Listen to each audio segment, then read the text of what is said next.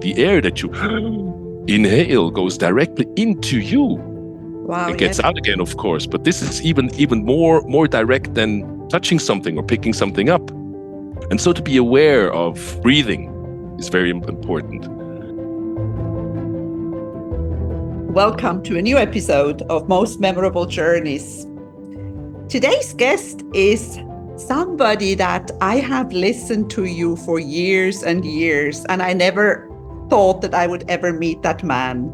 And funny enough, a few weeks ago, I was invited to a Swiss radio show, and I met this very nice lady, this very nice producer lady, who told me that her husband is a speaker on the Swiss television. And we ended up talking to each other, and I believe that he is really a voice that everybody should be listening to. Welcome to Most Memorable Journeys, Sebastian Arenas. Thank you very much. Welcome. Thanks for inviting me.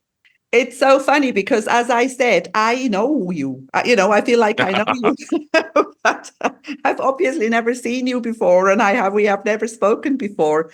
But it is a very pronounced voice, and we were talking about it before we started recording.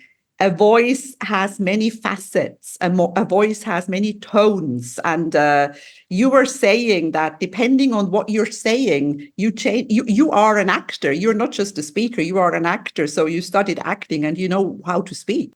Actually, I hope I did learn it. Actually, from my point of view, your own voice, is something very, very personal. It's like a handshake or a eye contact. Also, in private life, you transport so many emotions, informations, or situation, or the being of feelings that you have through your voice. So, I mean, if you talk to someone on the phone and he sounds like, I'm fine, I'm okay, and you sense that something is wrong, you said, I can hear this. No, I'm fine. So many things are transported by your voice, and to control that, especially as an actor or as a speaker, is part of the job. To pronounce right, to transport the information within the text that you have or that you read, or for the role that you're playing, is one of the main key elements. Is your voice and the language and the how do you say? Yeah, it's an instrument. It's an instrument, like your body in another way. As an actor, as a sportsman, your body and the tongue and the jaw and all of these things are part of your body. And so to control these instruments is a main part of acting and speaking, of course. Mm-hmm. And that's why for you, it's important to know in advance before you start reading. It's important to know what this is going to be about, because you were also saying, like, for example, if you want to sell something, you have to sound very different to sort of doing something about show business. That's a different tone. Very much so, because everything starts with a motivation in private life and also in a job. There's a reason why you say this, that what you're saying. There's a reason. It's like an information, or it's a story. And I would go back to the cavemen who also they painted their adventures. So there's always a reason that you want somebody to know what you already know, because you're like a sender. So you're like a station that sends information or content of any kind. And you want people to know that. He's come over here. I want to tell you something. Or did you know that? What happened? Did you hear that? Come on, I'll tell you. This is the main reason, the motivation. Why am I telling these things to people? And it depends on the content, of course, because in my mind, I try to visualize my audience. So if I work for the news, it is for me very important to not distract from the content. I'm not there, actually. I'm just transporting the information of what happened, an election, or I don't know, a war, sadly enough, in these times, all of these things. So it's not about me, it's about the content, what I'm telling. And if I do, let's say, on-air promotion, like a movie trailer or stuff like that, then I'm selling it. I want you to see that. Or I don't know, a race maybe, or a good movie. So I want you to wanting to see that. And then there's other things like some kind of boulevard shows where you can go like, yeah, this happened to this prince or this princess, and so it's much more lighter. It's much more entertaining. So that's kind of different colors, I call them, within your Mhm. voice. It still is my voice, but my attitude is a different one. And the content, and combined with that is the speed, the calmness or the excitement or whatever is coming all together in my voice. That's what I'm trying to change to put myself in service of the content of my text. Yeah, that is Mhm. an art. I never actually really thought about that, but it leaves a lot to think about, because when you are a speaker, I'm a speaker, I do motivational speaking and public Mhm. speaking, but Mhm. people see me, and that's when the body language is important. You know, Mhm. the first few seconds are important. So that's a Exactly. completely different story. But in your case, it is constant, but you want to keep the people entertained in the right way. I want them to feel comfortable with my voice, and I want them to trust me and to believe me. Hmm. If I do a reading, for example, I did a lot of readings with very famous writers from all over the world. They're the kindest people, as you know, the superstars are the kindest ones because This they is don't have so to prove true. themselves. Yeah. They don't have to prove anything Yeah. anymore. They don't want to have fancy wishes, or they don't want to have I don't know, mineral water from Nepal or stuff like that. They just go like, oh, I'll have a water, I'll have a tea, stuff like that. So if I read their text, I also want to put myself in service of their story. I don't have to explain what these words mean. I just want to have people getting their own images. That's what fascinates me about books. Everybody reads the same letters, the same words, but has a different picture in his head. That's the magic, I think, for with books. In a children's book, you can explain that there's a big tree on the hill, or I don't know, the sun was hot and stuff like that. And if I do readings for a big audience, I try to also with not withdraw myself, but put myself in the background. It's about the words, it's about the story, it's not about my voice, it's not about me in general. Um, so I don't want the form to distract from the content. That's my main goal. Is even though you see me, I'm on stage, then I practically don't move, and Hmm. also always dress very dark, like black with a black turtleneck. I don't want anything to distract from the story, from the Yeah. words that the writer wrote. And so that's also what she said. It's a training. It's about control. Yeah. It's to Yeah. be able to control, because it's like in good acting is less is more. That's Yeah. my credo. Yeah. If it's something is was well acted, you don't see it. You just go like, wow, Hmm. this It's happens now for the first time that I see it. natural. If it Yeah. if it's yeah, exactly. If it's bad acting, then you even the every kind of audience realizes, wow, that was bad acting. So Yeah. you don't see the tricks that someone uses. I always come up with the example of the Wizard of Oz at the end when they're there, and Toto pulls back the curtain, and you see the guy there with the levers and stuff, and he said, "Don't pay attention to the man behind the curtain." Yeah. So it's like with a magician; he doesn't show you how he does the illusions. So that's my credo for work is to less is more. There's a lot of work, but you shouldn't see it.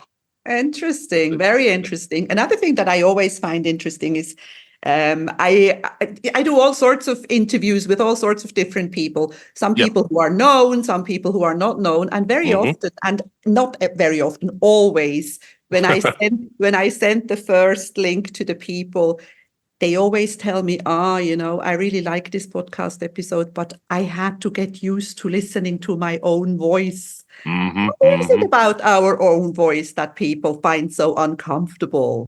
I think it has to do with a physical phenomenon, because when you hear your voice, your body, your skull, and then your throat, all of these things, they have the voice also. You sense it physically. But if you just hear it over a loudspeaker, there's a distance, a physical distance, because you don't feel the words coming through your mouth or the thoughts going through your brain first. It's like actually a different person. It's you. It's a little bit like listening to your mirror, you could say, Mm, because you yeah. look in the mirror, it's also like, oh man, I look old, or oh my, I have to shave, or is this me?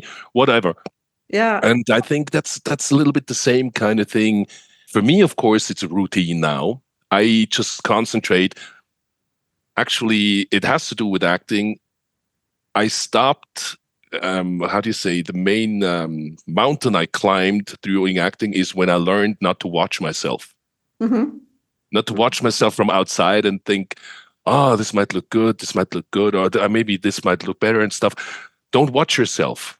Just It's be. like just be, and that Mhm. was the hardest thing for me to conquer my to get over my vanity, you could say, Yeah. not Yeah. to not wanting to look good or to judge me, or that's the job of the audience or the director Yeah. or the opposite actors.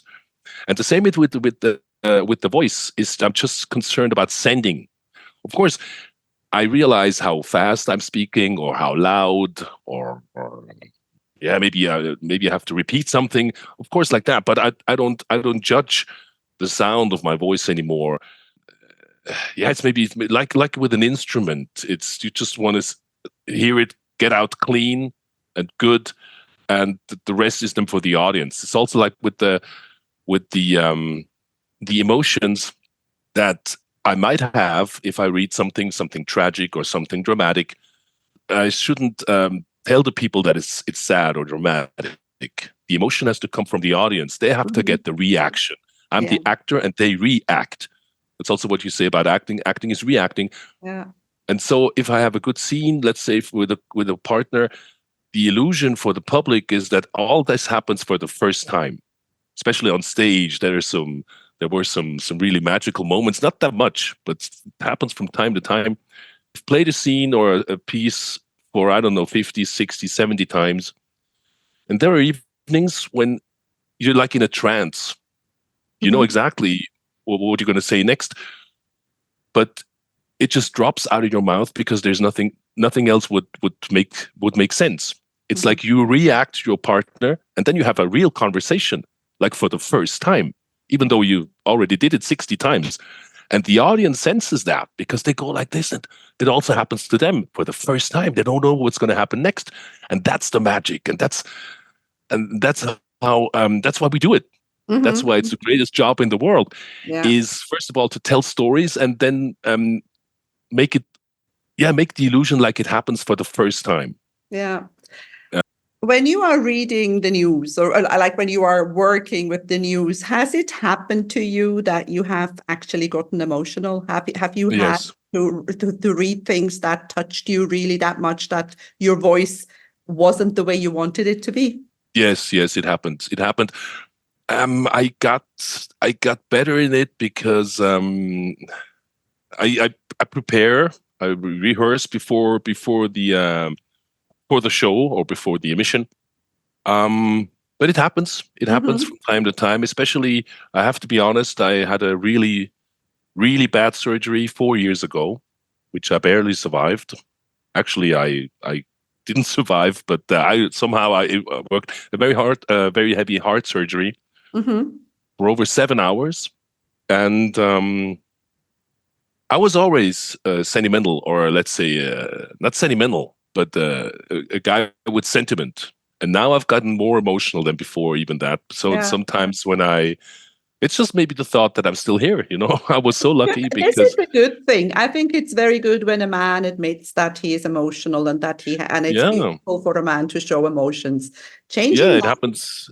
Talking about something else, I want to talk Yeah, about your German because yeah, it's too Swiss here speaking English because my podcast is in English. yeah, But I have to tell you, when I was preparing for this interview, when I was listening to you on yeah. various channels, your German, I wasn't even sure if I didn't know now, you could be German. Oh wow. When I open my mouth, as soon as I say two, three words, everybody knows that I'm Swiss.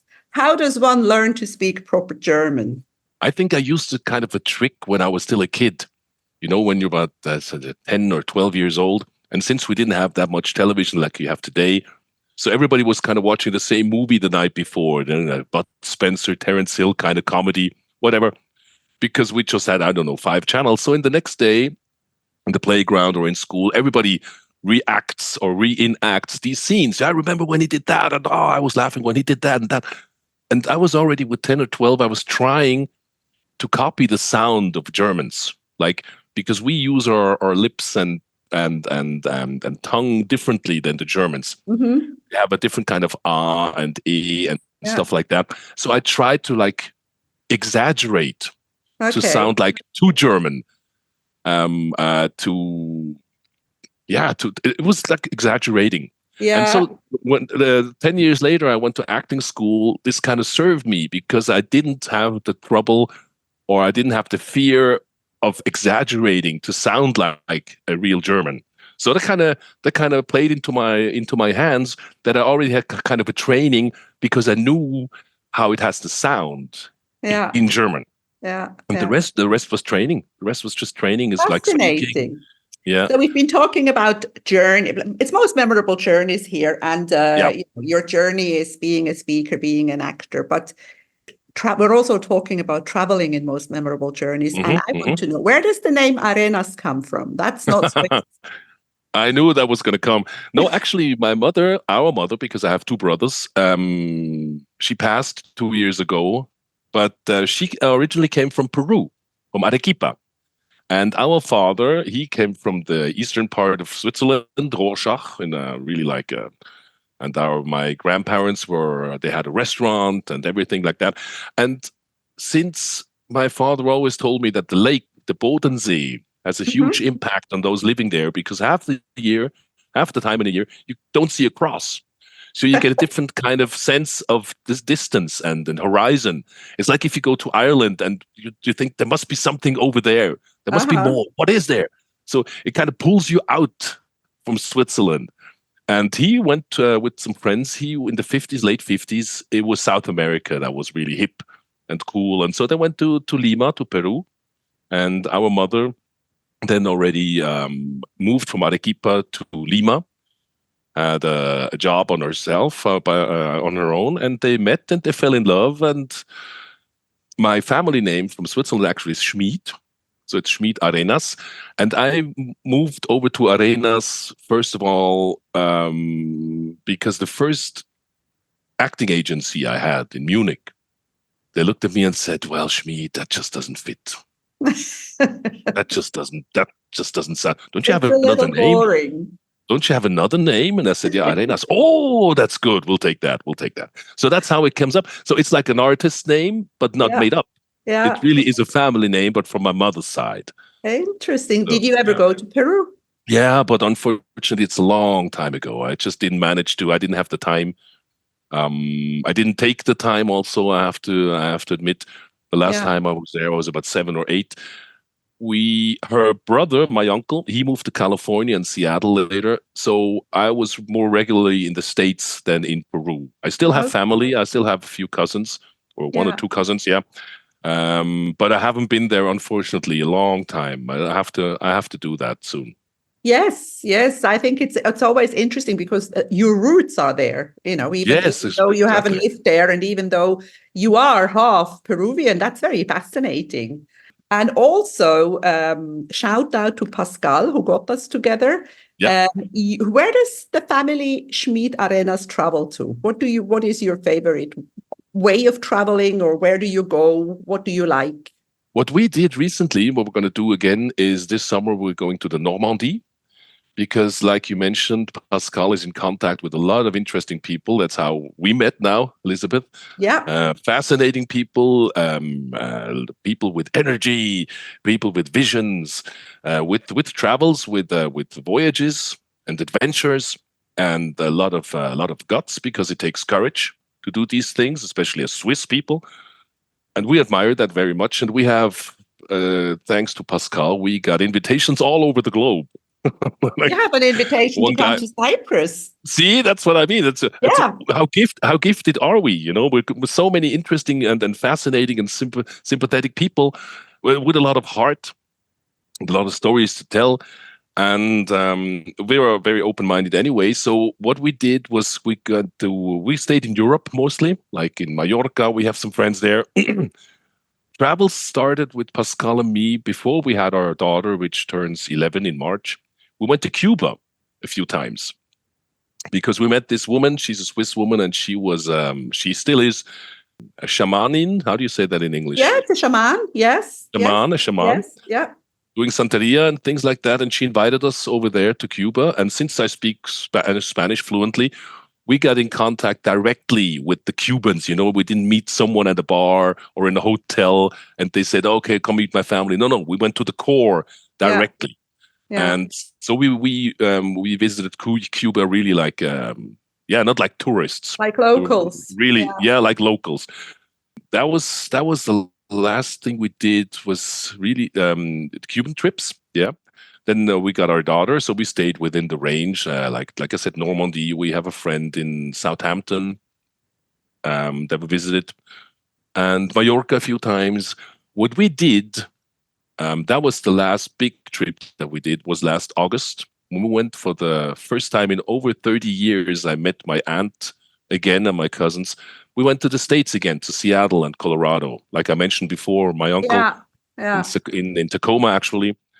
It was Pascale's idea also because we were there the first time when I was 7. The whole family went to the States for 5 weeks. And I'll never forget that because it had such an impact on me.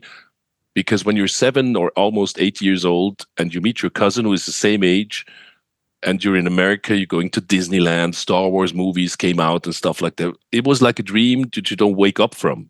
5 weeks. That's when I started speaking English also. And Pascal also always said, come on, let's provide this for Annie too.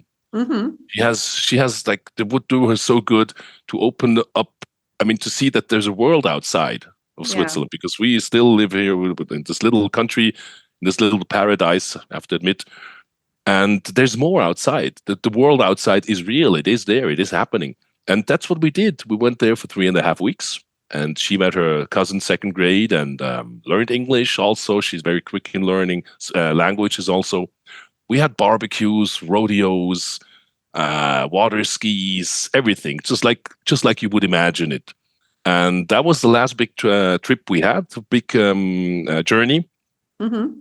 And we were lucky because everything went absolutely smoothly for 3.5 weeks. We didn't have any trouble with luggage, credit cards, accidents, sickness. I don't know, no problem at all. You realize that when you come back from a long journey, you realize, wow, nothing happened. We were in one piece. We got home. Mm-hmm. So that was the last thing. This year we're going to do Normandy again for a week. So just by Nice. train. Yeah. You said something very interesting now, and I like that because you said everything went smoothly. The luggage arrived, nothing happened to us. Nothing was taken from us. You know how many people take all these things for granted? They never even think about that, because I travel a lot. I was a tour guide when I was young, and I still travel a lot. Oh, okay. Every time I see my suitcase on the belt, I say thank you, because it's not, things do happen. And I think gratitude is one of the best feelings that you can have, not just while you travel, but in life in general. Absolutely. Absolutely. I've always felt like that, how privileged I am and how grateful I am, because the way I see the world, my eyes and with my ears, I hear the world, the way I sense my reality makes me so grateful and so happy. I'm a very happy person, I have to say. I experienced very loving parents. My childhood was absolutely beautiful, even though our father passed away when I was 10 and my younger brother was 9. Still, what I learned also from my mother later then anyway, about friendship, about there's not many truths in life, I think. It's friendship, or my uncle always says, happiness is a choice. Absolutely. It's easily said, but you can train that. And so I'm very grateful. I've just become more grateful. But the world has changed in that sense when I went to Heathrow, for example. The amount of people, the masses of people, not thinking of what could have gone wrong, but when I came back, I realized how nothing at all. No accident, no missed flight, absolutely nothing. Everything just went like you would expect or like you would wish for. Mm-hmm. But I realized it when I came back, and how grateful I am. I am actually grateful, not in a religious way, but I'm grateful every day. Actually, we have a beautiful apartment. We are all healthy. We have a beautiful daughter. And actually, I have all the things you can't buy. First of all, you can't buy them. And the second thing, that's actually the trick. You can't even wish for them. You could wish for them, but doesn't mean that they have to happen. And I already got that. So that's what opens my mind and my heart all the time, is that I'm just so happy and so grateful. That's so beautiful, because that is something that so many people don't realize, and so many people only talk about that piece of luggage that got lost. They never say everything went well there, but then they have this story. And it's the same with so many things. Just waking up every morning is Yeah. something to be grateful for, Yeah, because yeah. so many people don't. And I think you said something else before about living in Switzerland. And I think Switzerland is definitely, of course, one of the most comfortable countries to live in. But even here, I mean, Yeah. I live in Cyprus. I Yeah. call it, in my book, it's called the first world. We live in the first world, Yeah. in comparison to the third world, as we call it. And I believe that in our lives, it's up to us. We have all the choices. Yeah, In exactly. the third world, they don't have, very often, they don't have a choice. But we Yeah, do. And I think, absolutely. our life really is the result of all the choices that we make. It is actually a huge, when if not the biggest luxury that we have, is the safety that we have. I mean, everybody complains about how expensive everything is and so on. Yeah, of course, and we work a lot.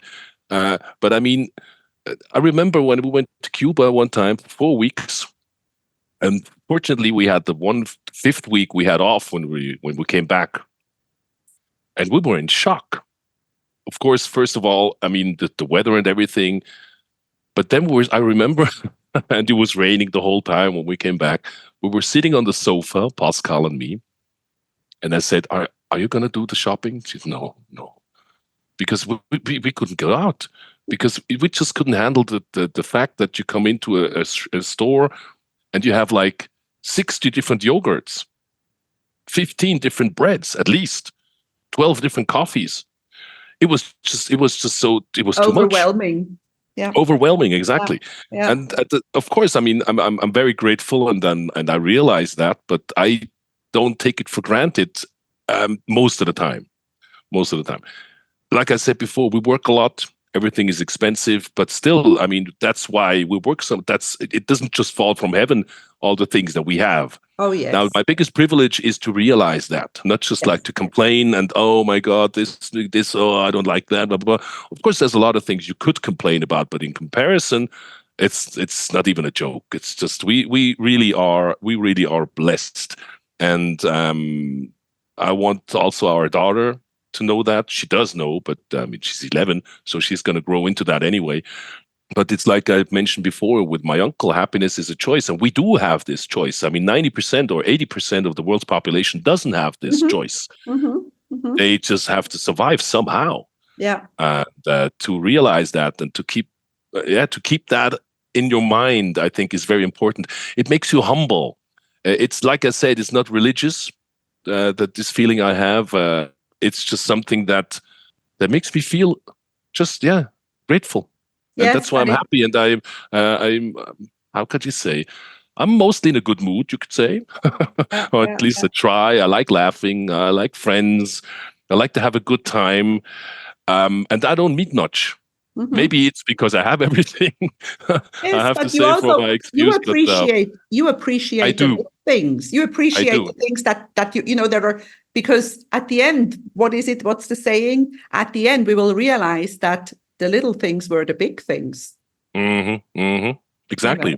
And these things, like I said before, you can't buy, you can't wish for, you just can, you Oh. can just, you can welcome them. And you have to see them. You have to Mhm. watch a sunset or a Exactly. sunrise. You can Exactly. just, ignore it. But if you actually consciously, or you can even consciously drink a cup of coffee just because. Mhm, mhm. And Well, it's about being in the moment, living in the moment, and appreciating everything. And I think you're one of those people. it's funny that you say that, because especially I have to mention this again, since after that really huge surgery, I started working again about half a year later. And I thought, since I lost all my muscle and tissue, and I was just like, "Ugh," like an empty bag. So I thought to myself, on my way to work, why don't I go off the tram, let's say 4 or 5 stops before, and walk the rest? Mm-hmm. And it was a Friday morning. It was sunny, and I was walking by the tram line, and all of a sudden there was this wind just coming through my hair, and I felt the sun on my skin, and I started crying because I realized, hey, I'm still here, and Mm-hmm. wow, I smelled the air, I felt the wind, and I felt the sun, and it was so overwhelming Mm-hmm. that and nothing special happened, but to realize it and to be just so grateful to the little things that you say. Yes, yes. And how Yeah, beautiful it is to be alive, especially when you have gone through something bad. exactly. That was a big voyage, and actually it would have interested me a lot, but I didn't realize anything. They put me down for 23 hours, and they said the surgery took about 7 hours, more than 7 hours, and there was just nothing. It would have Mm-hmm. interested me because they told me that they had to defibrillate me twice, Yeah. but there was nothing. Well, you were not ready to know. You were not ready Maybe, to know and not maybe. ready to go. So Yeah, yeah, yeah. if you Probably, appreciate probably. life more. I'm Yeah, I do. looking at the time and we're already getting towards the end, but I want to talk So about the last quickly. something else. I want to, Yeah, you do speakers trainings, don't you? I do actually. Actually, what I do is kind of tailor-made, because everybody has a different kind of manko, or a different kind of gap where he has problems with. Yeah. So it's like what you said, also like in trainings, is it physically to appear before people, before a crowd, Yeah. or is it just like with the voice? It all happens with the same thing, because when they ask me, what are you selling? What is your pitch? My Mm-hmm. pitch would be just one word. It's called troll. Control is what I'm selling, because everybody has a different need. Some people say, I don't know what to do with my hands. Some other people say, oh, I start to sweat like crazy. Another guy says, I can't memorize anything. Some other person says, I lose my voice whenever I have to speak. So we can train that exactly. So Yeah. that's why I say tailor made. Everybody has a different need, and we can first, how do you say, diagnose or dissect, Identify the problem. identify Yes. the problem, and also the situation. Is what is it? Yeah. Where is it? Yeah. What time does it happen? Who are you talking to? What is your content? How long? Where is it? Is it with a microphone? Is it not? Is it outside? Is it inside? Morning, evening? What? All of that. How many people? So we can really identify this, and then we can train the voice and your appearance. It's like what you do, and individually to your needs, whatever it is. And with the voice is like to realize where the voice comes from. Breathing is one of the most essential things anyway. I mean, the first thing you do is breathe in and scream the moment you're born.